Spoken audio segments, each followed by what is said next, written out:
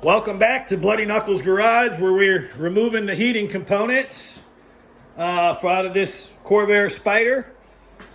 As you can see, we got the main box out of it, and we got the under the seat boxes out of it, and then we got the blower motor out of it, all the components off the rear of the engine.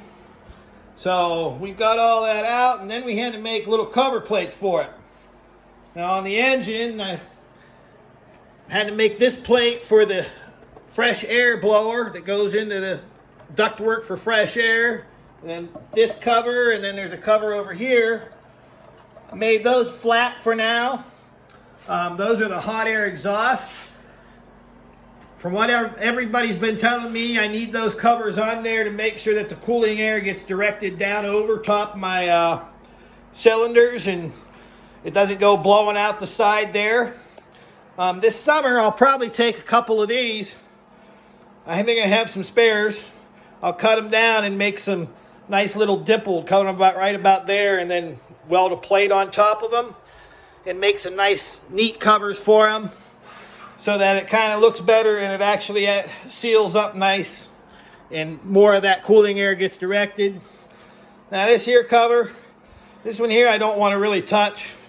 This is for the Spider turbo application, particularly because it has clearances for the turbo pipe coming up.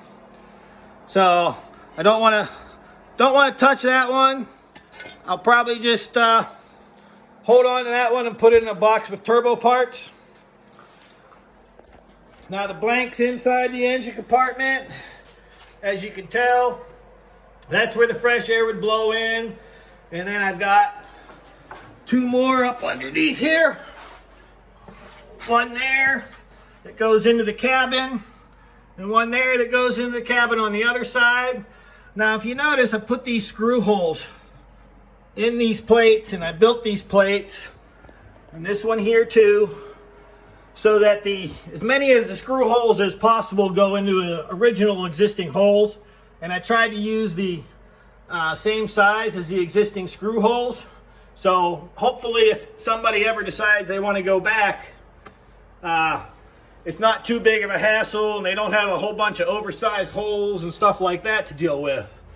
Now also in the meantime, I've cleaned up all this wiring as well as I can, got it tucked up in there before it comes up into the engine compartment here. And then for the fuel line, you can see I got it away from the wires, moved it up here. It was a little tight back in here, but I think we'll be fine. That's really not heavily moving other than what the body bushing here allows.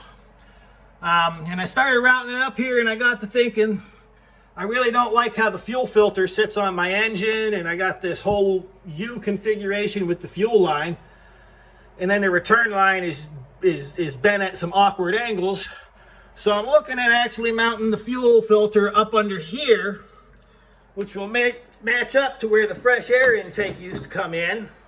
I should have access to that area. I mean, it'll be a little bit of a stretch with some long arms, but I should have access to that area if I ever have to do any fuel filter maintenance on it.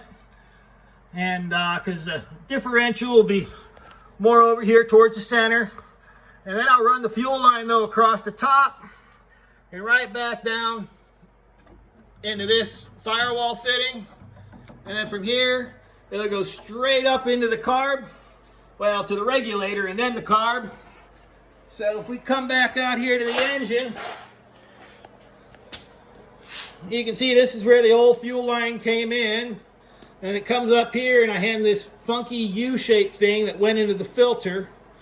And then you can see down in here, this fuel return line has this funky S hard bend in it to get down here into this grommet.